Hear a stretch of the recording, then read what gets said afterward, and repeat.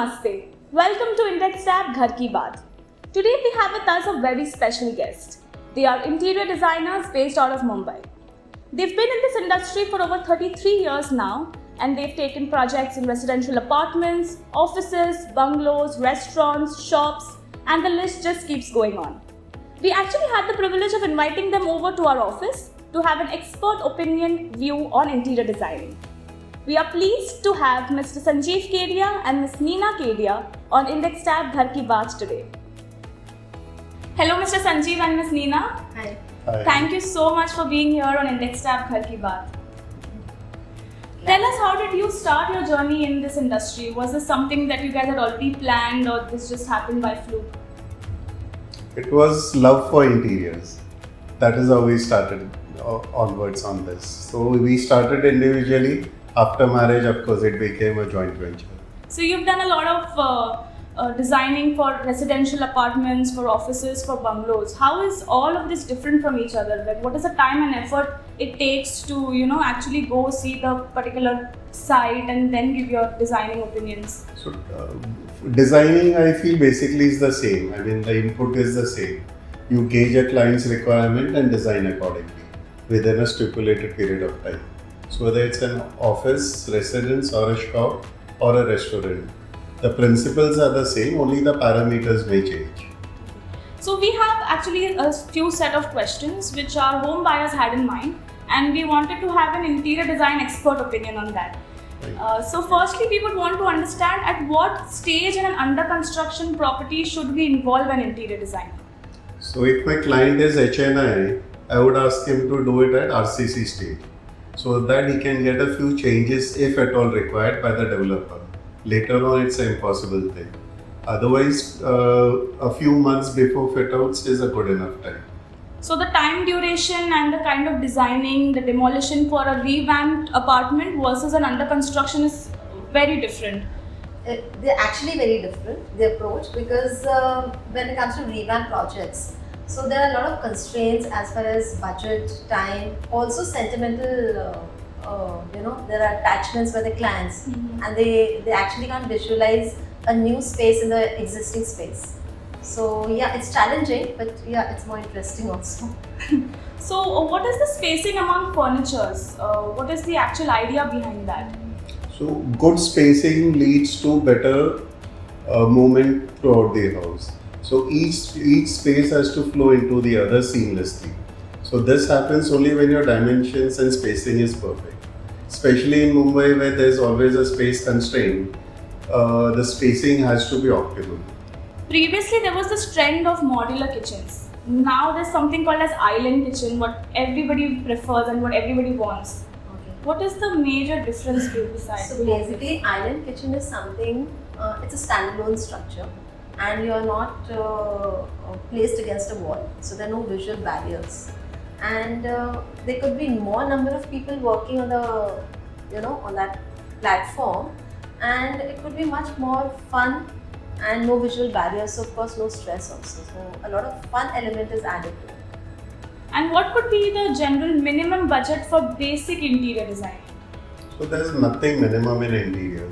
It could go from scale of 1 to 100. So every client has to decide what is the kind of interiors he wants, and based on that we give them a budget for that. So we give them a range of budget which is from 1 to 10, and they have to choose where they stand comfortably in that range. So there are projects where you could complete a house in 5 lakhs, and there are projects where a 5 crore job could be a very simple job. So it actually varies between the client's requirements. Correct. So also most of the people want or love flaunting the living room, because that's the first space that anyone sees when they visit anyone's house. So how can someone make some corners in the living room special? Any tips or something that you guys can give us? So one is we give a lot of importance to fabrics. So fabrics as in for the tapestry and the curtains. They add a lot of color and texture to the interiors. Second is lighting. So highlighting certain portions of your living room will actually make them visible for everyone to see. So now lighting, if it's only general, nothing is highlighted. The moment you put highlighters, whatever you want to highlight, it becomes obvious. And lastly, it would be artifacts. That actually is very important, though it's considered very trivial. But I would suggest that every client should have a budget, a small budget for artifacts and accessories, because they actually add character to your Yeah, it living makes room. the space. It makes pop and out. breaks the Yeah. living room. So basically, it is ignored. And my suggestion would be that every client should keep a budget for artifacts and accessories. Also, lighting plays a very important role in the entire house, not just in the living room, but also in your bedrooms and bathrooms. What is the actual significance of light? Also, if there is no source of natural light at all in your apartment, how can you, light up the space? Basically, lighting, there are different types of lighting. For your general work, there is your general lighting, for your normal chores of the day. And then comes your highlighting and your mood lighting also. So highlighters are basically to highlight any special area or special things that you would like to highlight. And then comes the mood lighting, which is really, really important.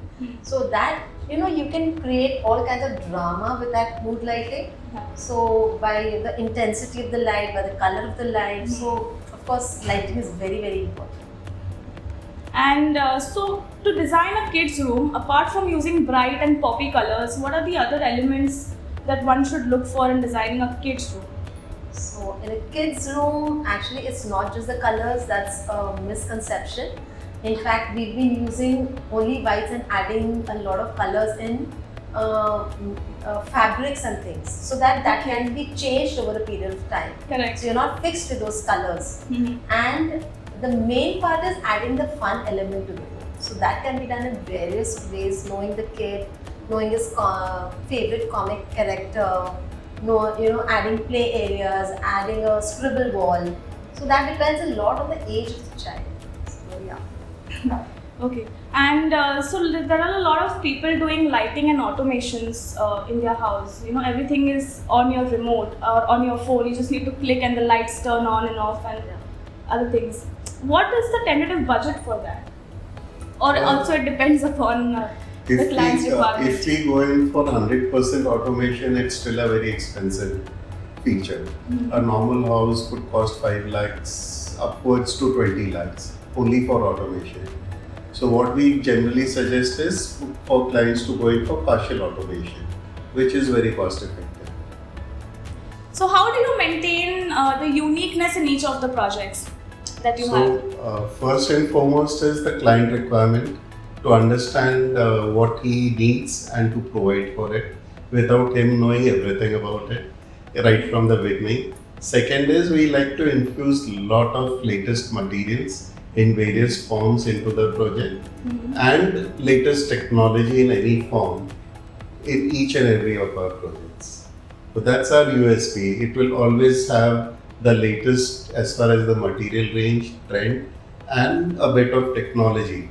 It could be what is going on in the world, or it could be little futuristic.